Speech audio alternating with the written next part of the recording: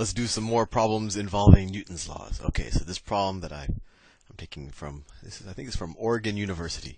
It's zebu.uoregon.edu. I want to give them credit for their problems, but let's see. Let me draw. It's going to be the ground. Okay, and then the problem says that I have a train on the. So this is a train. Try my best to draw a train. I don't know, something like that. And there's smoke coming out. And it says the train of mass 6.84. So let's say the mass of the train. The mass of the train is 6.84 times 10 to the 6th kilograms. That's the mass of this train. Is moving at a speed of 80 kilometers per hour.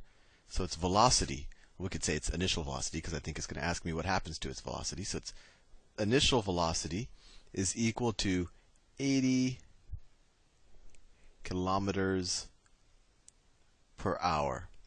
Let's see, the brakes, so it's going this way at 80 kilometers per hour. 80 kilometers per hour. The brakes, which produce a net backward force of, so the brakes are gonna pull backwards, right? They're gonna a net backward force of 1 point. So force is equal to 1.93 times 10 to the 6th newtons. That's 1.93 times 10 to the 6 newtons. I know it looks a little bit messy.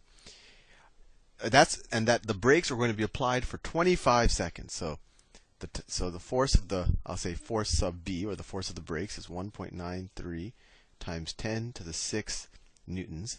And then they will be applied for 25 seconds. So the first question they ask is, what is the new speed of the train? So what is the speed of the train after the brakes are applied for 25 seconds?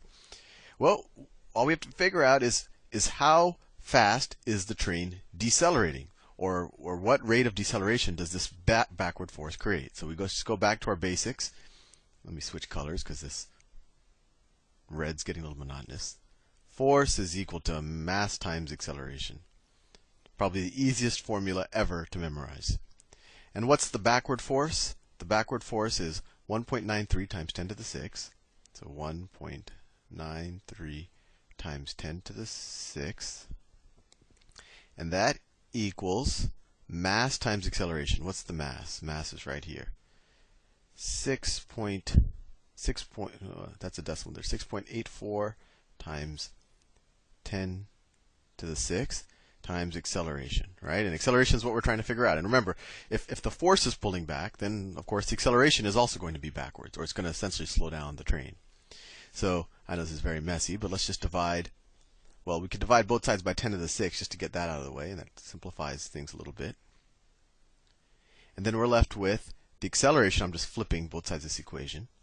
Acceleration is equal to 1.93 divided by 6.84, and this is going to be given in meters per second squared, right? And I just want to make sure I got all of my units right, because this number here, the mass was in kilograms, right? And then the force was given in newtons. So the acceleration will be in meters per second squared.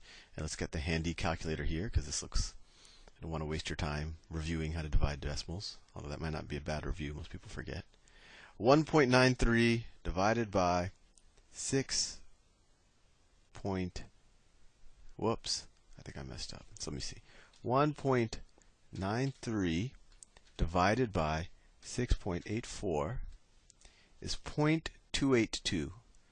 So acceleration, it's acceleration is equal to 0.28. Let's just say 282 meters per second squared. And so how fast is the train going to be going after 25 seconds? So what's the change in velocity? Well, the change in velocity is equal to acceleration times time. And if we take its velocity as a positive number, then its acceleration will be a negative number, right? Because it's going to be going in the opposite direction. Could do the other way around. So the change in velocity is going to be equal to this minus 0.282 meters per second squared. I won't write the units here because I'm running out of space. Minus 0.282 meters per second squared times 25 seconds. And let's get the calculator back here. Where'd it go? There it is. Okay. So now we want to multiply that number we just figured out times 25 times 25 equals 7.05. 7.05. So the change in velocity is equal to minus 7.05 meters per second. Okay, so let's see what's going on. The initial speed of the train is 80 kilometers per hour. But we have the change in velocity given in meters per second. So we could either change this change in velocity into kilometers per hour, or we could go the other way around and do the or change the kilometers per hour into meters per second. I don't know. Let's change the meters per second into kilometers per hour. So there are how many meters? So it'll be minus 7.05. And how many meters are there in a kilometer? Well, there are 1,000 meters in a kilometer. So it's going to be going that number divided by 1,000 kilometers. And if this is a little confusing, I'm skipping a couple of steps. You might want to review the video on unit conversion. And then this is meters per second, but we want to get kilometers per hour. So it'll go, how many seconds are there in an hour? There's 3,600, right? So it'll go 3,600 times as far in an hour as it does in a second. So times 3,600. And so we can get rid of 2 zeros here and 2 zeros here. So it's essentially going to be 7.05 times